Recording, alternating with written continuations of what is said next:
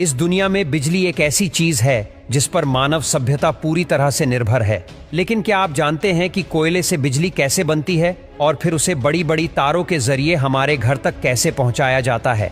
बिजली बनाने के लिए जिस चीज का सबसे ज्यादा इस्तेमाल किया जाता है वो है कोयला। देश में 75% बिजली का उत्पादन कोयले से चलने वाले पावर प्लांट से ही होता है। 1000 मेगावाट का कोल प्लांट एक दिन में 9000 टन से भी ज्यादा कोयले का इस्तेमाल करता है। यानी कि अगर एक मालगाड़ी में 100 टन कोयले के 90 डिब्बे हैं, तो उस पूरी मालगाड़ी का इस्तेमाल एक ही दिन में हो जाएगा। यानी कि एक साल के लिए कोयले से भरी 365 ट्रेन की जरूरत होगी।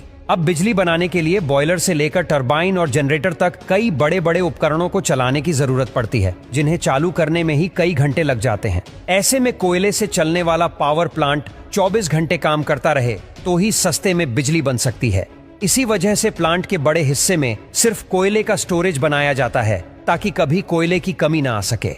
जब मालगाड़ियां पावर प्लांट्स के बेशकीमती खजाने यानी कोयले को लेकर प्लांट में पहुंचती है, तो एक एक करके सभी डिब्बों को अलग किया जाता है और पानी के फव्वारे के नीचे से गुजारा जाता है, जिससे कोयला थोड़ा गीला हो जाता है, ताकि जब आगे डिब्बों को पलटने की बारी आए तो डस्ट ना उड़े। अब गीले कोयले वाले उन सभी डिब्बों को बारी बारी से एक निर्धारित जगह पर लाया जाता है, जहां एक मशीन उन्हें उठाकर पूरा ही पलट देती है, जिससे उन डिब्बों का सारा कोयला कोल यार्ड में नीचे लगातार घूम रहे कन्वेयर बेल्ट पर गिरता रहता है।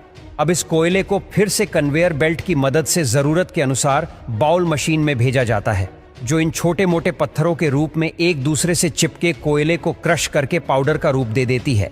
इसके बाद इस ब्लैक पाउडर को कन्वेयर बेल्ट के जरिए ही विशालकाय बॉयलर में भेजा जाता है, जहां यह कोयला तुरंत आग पकड़ लेता है। अब पूरी तरह से जलने के बाद कोयले की जो भारी राख होती है वो नीचे गिर जाती है, और जो हल्की राख होती है वो ऊपर उठती है। इस राख को फ्लाई ऐश कहा जाता है और इसे चिमनी के जरिए फिल्टर करके वातावरण में छोड़ दिया जाता है। अब कोयला जलने की वजह से जो आग बनी थी वो बॉयलर से होते हुए उस क्षेत्र में पहुंच जाती है जहां काफी ज्यादा वाटर ट्यूब्स होती है, जिनमें पानी भरा रहता है।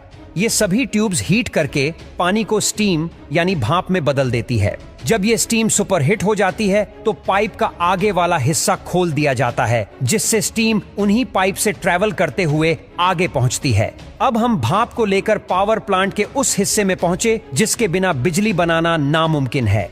जी हाँ, हम बात कर रहे हैं टरबाइन की, जो पाइप से निकली स्टीम यानी हाई प्रेशर वेपर की मार खाते हुए तेजी से घूमने लगती है। अब टरबाइन के घूमने की वजह से एक हाई मैकेनिकल एनर्जी जनरेट होती है, जिसे तुरंत एक बड़े जनरेटर में भेजा जाता है, और इसी मैकेनिकल